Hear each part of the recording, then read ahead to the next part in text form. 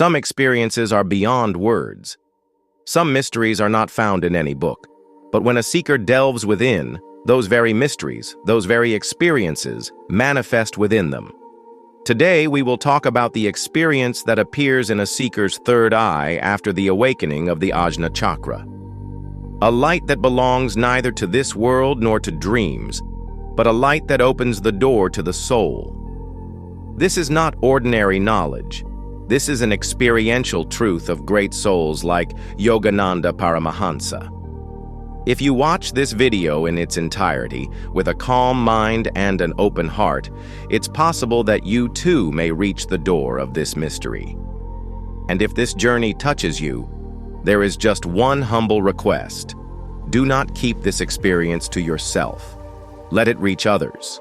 Like the video and subscribe to join us in this profound quest. Now, let's go to that door where the inner sky slowly begins to fill with light. When you close your eyes and a light suddenly shines within you, what is that light? It is not an external object. It is the inner sky. The light you see during meditation is not a dream. It is divine. It is a sign of the opening of the soul's door. The blue, golden, and white light. What is this? Is it just imagination or a profound mystery that has been hidden for thousands of years? When Paramahansa Yogananda closed his eyes for the first time, he said, "A blue sphere was floating before me, as if the universe had merged into my sight." Have you seen something similar? Meditation is not just a process. Meditation is a door. And when a seeker goes inside through that door, the first thing that appears is Jyoti, divine light. Some say it was blue, some say it was shiny like gold. And some say, I got lost in a white light, and my eye ceased to exist there. Where does this light come from after all? Is it the light of the soul, or the vibration of cosmic energy? To find the answers to these questions, we must descend into the depths of our Ajna chakra. This journey can transform an ordinary person into a divine soul. But this journey does not happen through knowledge alone. It happens through experience. From today, we will embark on such a journey where in each part we will understand the secret of the light that appears in meditation. And that light is the voice of your soul. So get ready not to open your eyes but to look within, because this journey is not an external one, it is an internal one. And when you start looking within, your attention first goes to that point which in yogic language is called the Ajna chakra. This is not an imaginary place. It is the place located between your two eyebrows, slightly inward and upward, where the soul and consciousness meet. For centuries, seekers have focused their attention on this point. This is the door from which divine visions begin. This is where the blue, golden, or white light first appears. But it is important to know that the Ajna chakra is not just an energy center. It is the center of the cosmic eye hidden within you. It is called the third eye. As long as this third eye remains closed, your experiences are external: forms, colors, money, relationships. But when this eye opens for the first time, you see a world that is beyond words. Paramahansa Yogananda wrote that when a seeker meditates on the Ajna chakra, he first sees a blue spherical light with a white star shining in its center. Is this a divine sign or just a mental illusion? The answer is hidden in experience. The Ajna chakra is the central point where all the energy of the body can be concentrated. When breath, attention, and consciousness become stable at this point, that point transforms into light, and this is no ordinary light. This is the same light that Sufi saints call Nur. The rishis of the Upanishads call it Tejvita, and the Messiah says, the kingdom of God is within you. When you meditate on the Ajna chakra with complete faith and silence, that point begins to give you a new vision. You see what normal eyes can never see. This vision does not go outward, it descends inward. And from here begins the first experience of Jyoti Darshan, seeing the light. When that blue light appears, the seeker is stunned because that light is not from a bulb, nor is it an optical illusion. It is so deep, so captivating, that the seeker gets lost in it. Paramahansa Yogananda said, "That blue light was within me, but I was seeing it as if it were outside." This paradox is its mystery because it is not outside, yet it is visible. This blue color has always been a symbol of depth, infinity, and purity in spirituality. This is the same color as the sky. This is the same color that is said to be the complexion of Krishna's body.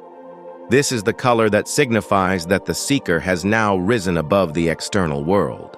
As meditation deepens, that blue light becomes stable.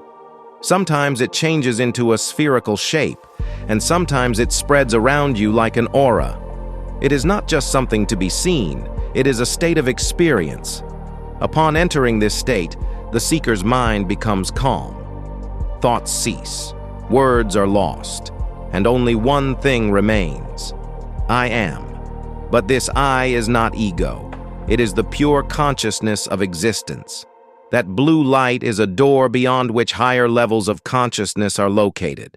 Some seekers also get scared, because when this light appears, the ego trembles. What is false wavers? What is true becomes stable. And remember, this blue light is not just a destination, it is just the beginning. When you are immersed in this light, it slowly opens its center, and in that center appears a star. A small but very brilliant light that has no beginning and no end. Paramahansa Yogananda called this the Christ light. Buddha called it the Dhamma Chaku, and in the Indian yogic tradition, it is called the Bindu, point, where the entire universe is centered. And the first step to reaching this point is complete surrender in the blue light. This surrender will lead you to that door where the I will dissolve and only light will remain. From here, we will enter the phase where the secret of that white star and golden aura that appears in the Ajna chakra will be revealed. When that blue light completely envelops you, your mind seems to disappear, and what remains is an uninterrupted silence. But within that silence, something else suddenly appears. A small, shining white star right in the center, as if a divine eye is watching you. Paramahansa Yogananda called this the door of the divine star. This is no ordinary light. This is the focal point of consciousness. That white star attracts you, as if a memory is rising from within that you came from this direction and you have to return here. This is the same point that the Vedas called Satyam Jnanam Anantam Brahma, the Brahman that is infinite, that is within you, and whose glimpse you get in this white star. But that's not all. As your consciousness approaches this star, a golden aura spreads around it, as if a sun is being born within you. That golden aura is the energy of pure love. It shows that the seeker is no longer just watching, but is becoming one with that light. That golden aura is not just a color, it is the heat of consciousness. It is the warmth that begins to burn your old boundaries. This is what seekers call Jyoti Darshan, and this vision occurs when the seeker surrenders completely to the Ajna chakra with meditation, devotion, and silence. Notice that this star and golden aura are not separate visions. They are three forms of the same consciousness. The blue expanse, the white point, and the golden energy, just like Brahma, Vishnu, and Mahesh, are three, yet one. Just like Sattva, Rajas, and Tamas are three qualities but of the same nature. Similarly, this light appears in three forms to give you a glimpse of the God hidden within you. But this vision becomes stable only when the seeker's mind also becomes stable. And this stability does not come from meditation. It comes from complete surrender, where even I am watching falls away, and only watching remains. This is the state where the seeker for the first time has a direct encounter with his true self. Now we will proceed to that spiritual experience where the seeker first begins to experience the living pulsation of God in the form of sound waves and divine vibrations. In that subtle experience where not only light but now also the living pulsation of sound and energy is experienced by the seeker. When the light stabilizes within, consciousness descends into another depth. Now it depends on what level the seeker has reached. As meditation deepens, this sound begins to pull from outside to inside, and a time comes when it merges into your breaths, your heartbeats, every fiber of your existence. Now you don't listen. You become the sound. And this is the beginning of that feeling that Yogananda called the divine current. This is not electricity.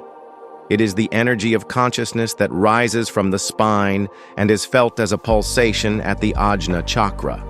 Some seekers feel it with the waves of light, some recognize it as a vibration or pulsation, and some recognize it as an echoing silence. This is the state where the seeker begins to understand that God is not a person, but a pulsation, a conscious stream, a vibration that is continuous and can only be experienced. And when this vibration reaches its completeness, the seeker reaches a state where he experiences himself beyond the body, beyond the mind, and beyond name and form. From there, the soul's new journey begins. Now the seeker enters that moment where he not only sees or hears, but begins to live the completeness.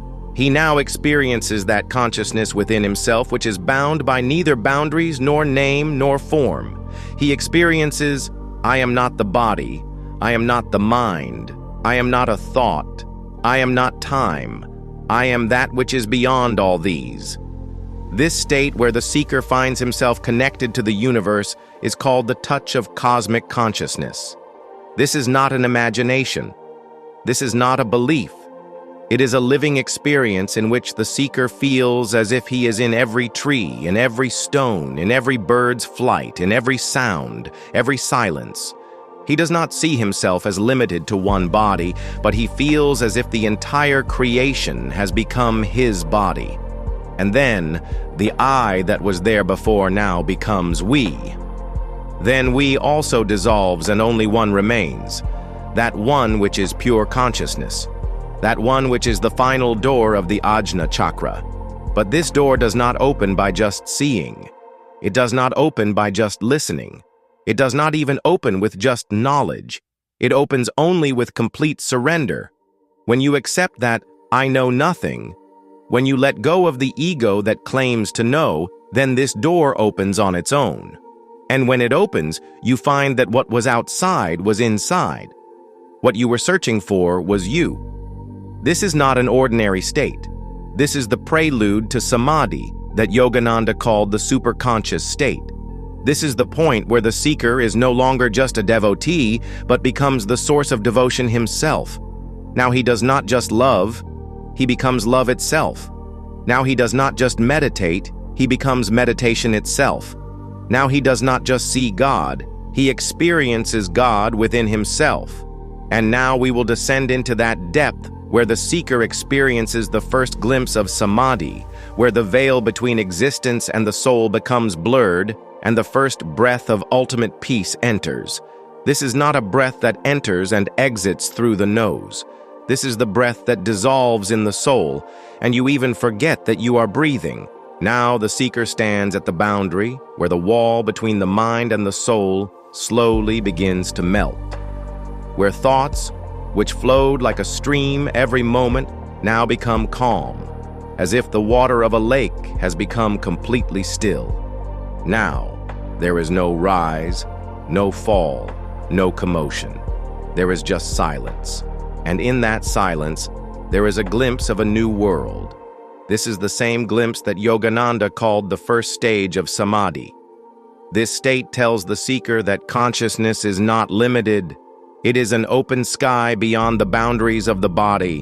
And when this first glimpse is received, a vibration rises within, not of fear or joy, but of an infinite presence.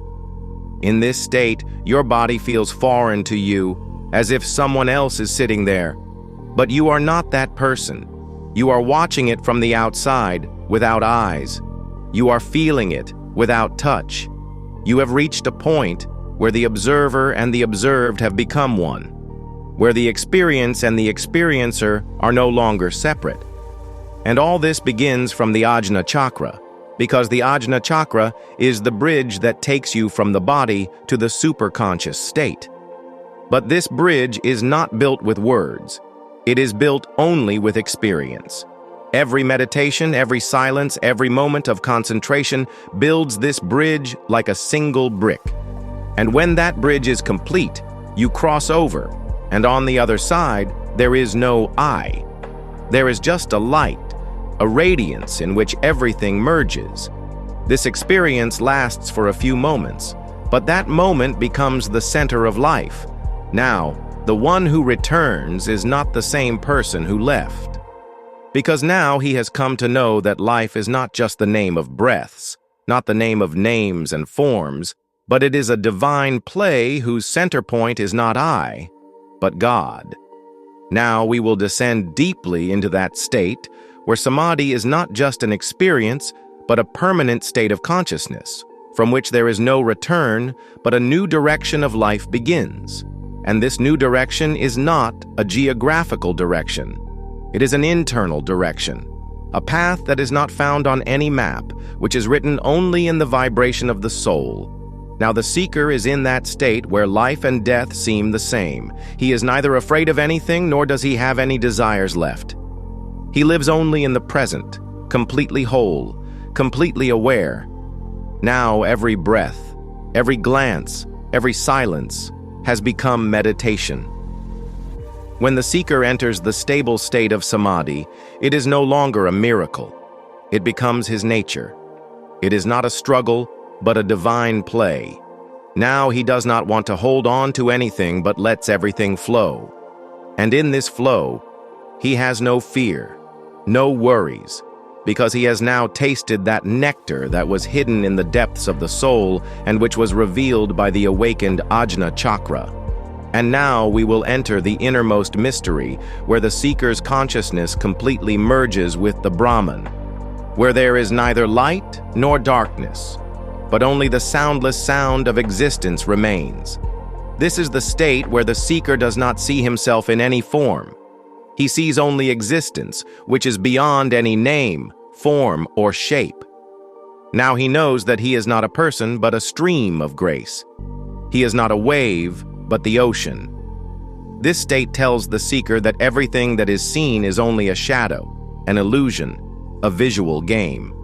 What you think you are, the body, is only a temporary form that has come to change.